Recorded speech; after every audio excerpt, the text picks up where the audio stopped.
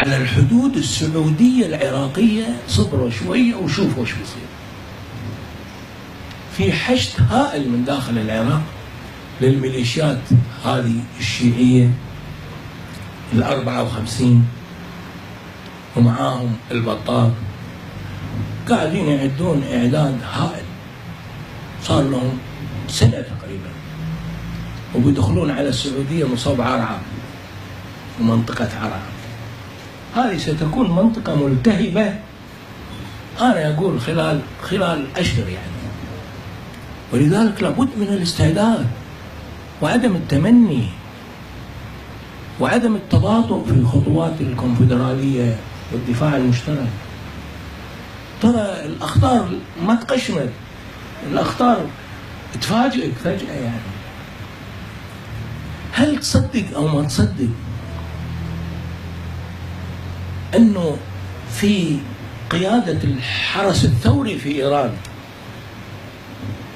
من طرح دراسة على القيادة في ضم العراق لإيران، كل العراق يصير ملحق لإيران. تخيل العراق من زاخو إلى صفوان،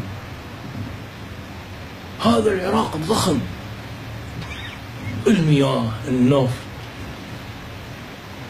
القوميات، الأقليات، الأديان، التاريخ. يفكرون جديا في الأوساط القيادية في الحرس الثوري، ويدرسون جديا كيف ندمج العراق داخل إيران ومع إيران. فإحنا بالنسبة لهم زلاطة يعني الكويت. شنو الكويت؟ صح ولا لا؟ يعني اللي قاعدين يفكرون بضم العراق لإيران يعني شيء عادي يعني.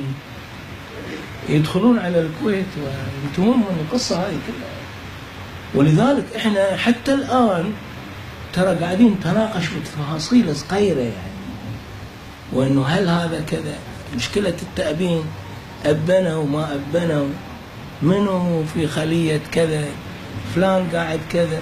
لا لا لا لا، خطر كبير، ولازم تفكيرنا يكون بمستوى هذا الخطر. وما شفنا شيء.